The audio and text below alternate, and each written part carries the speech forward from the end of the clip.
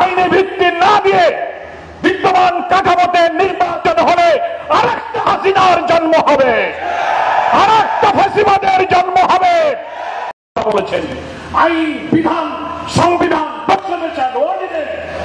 Legal framework অর্ডিন্যান্সের ভিত্তিতে যেটা সত্যি নির্বাচন হয়েছিল, সমস্ত বিধানের বিপক্ষে আপনি কথা বলে গণ আকাঙ্ক্ষার বিরুদ্ধে যে কথা বলেছেন, এই প্রবন্ধটা উল্লেখ করে আপনাদের বক্তব্যের তীব্র প্রতিবাদ করা হয়েছে। একটি বড় দলের স্থায়ী কমিটির আরেকজন সদস্য বলেছিলেন বেশ আগে, সংস্কার কমিশনে যত আইন আপনারা বানান, যত কিছু লেখেন, আমরা সংসদে গিয়ে সবকিছু মুছে দেব। কি বলেছেন বলেন? তার বিরুদ্ধে এই প্রবন্ধ হচ্ছে তীব্র প্রতিবাদ। শিক্ষা নেওয়া উচিত। আপনারা শুধু এটা মনে করবেন না যে আইন, কানুন, সংবিধান সবকিছু আপনাদের আলমারিতে আছে।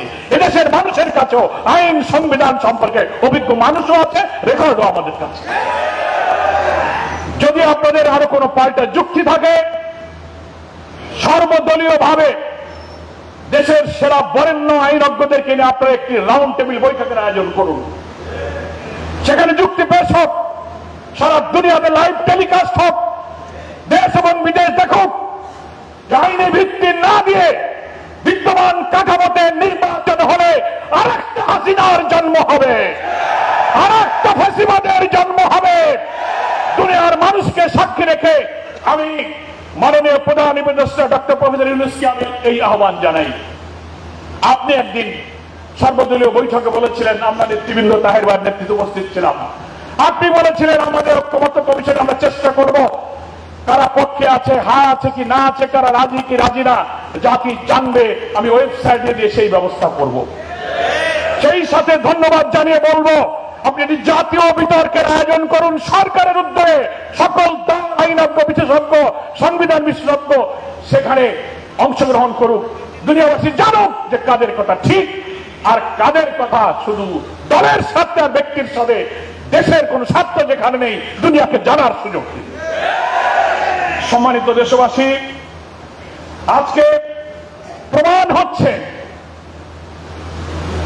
অধিকাংশ ভোটারের প্রতিনিধিত্ব করে যে সমস্ত রাজনৈতিক দল, জামাত ইসলামী, ইসলামী আন্দোলন, এনসিপি, গণ অধিকার, খেলাফত আন্দোলন, হেফাজত, মজলিস, তারপরে অন্য যত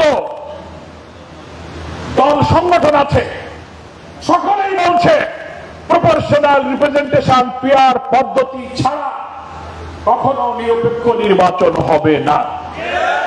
কিন্তু আপনাদের কি হয়েছে আমরা জানি না। গ্রামে বলে বাঙালিকে হাইকোর্ট দেখান। বড় দলের নেতারা বলছেন যে মানুষরা ইভিএম বোঝে না, তারা পিআরও বোঝে না। আরে বাবা, ইভিএম কি আর পিআর কি? ইভিএম তো একটা ইলেকট্রনিক ভোটিং মেশিনের নাম, আর পিআর হচ্ছে একটা ইলেকট্রাল সিস্টেমের নাম। এই কথা বলে আমাদেরকে, জাতিকে বিভ্রান্ত করতে পারবেন না। পিআর হলে কালো টাকা, মনোনয়ন বাণিজ্য, পেশি শক্তি, এগুলো করতে পারবে না যারা, তারা পিআরকে বাধা দিচ্ছে। একটা কোয়ালিটি রিচ পার্লামেন্ট হবে, প্রত্যেকটি ভোটের মূল্যায়ন হবে। পিআর পদ্ধতির পক্ষে এখন বাংলার অধিকাংশ জনগণ মত দিয়েছে। অনেকগুলো জরিপ বলছে 70 অথবা 78% লোক বলছে পিআর পদ্ধতি নির্বাচন হতে হবে।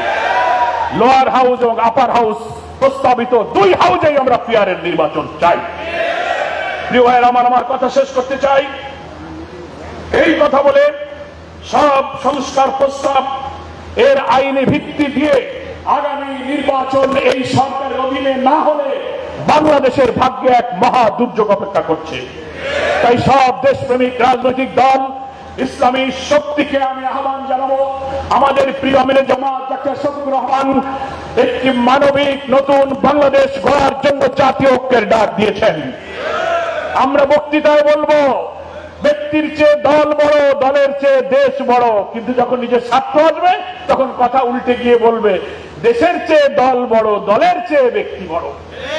এই বাদ দেন, কম্প্রোমাইজ এবং স্যাক্রিফাইসের ভিত্তিতে আসুন জাতীয় ঐক্যে গড়ে তুলে জনগণের আশা আকাঙ্ক্ষা, এত রক্ত, এত ত্যাগ, এত চোখের পানি, মা হারা, সন্তান হারা, স্বামী হারা মানুষের কান্নার আকাঙ্ক্ষার প্রতিফলন ঘটাতে গেলে পিয়ারের ভিত্তিতে আর এই সনদকে আইনি ভিত্তি দিয়ে নির্বাচনের মাধ্যমে সেই আকাঙ্ক্ষা আমরা পূরণ করি।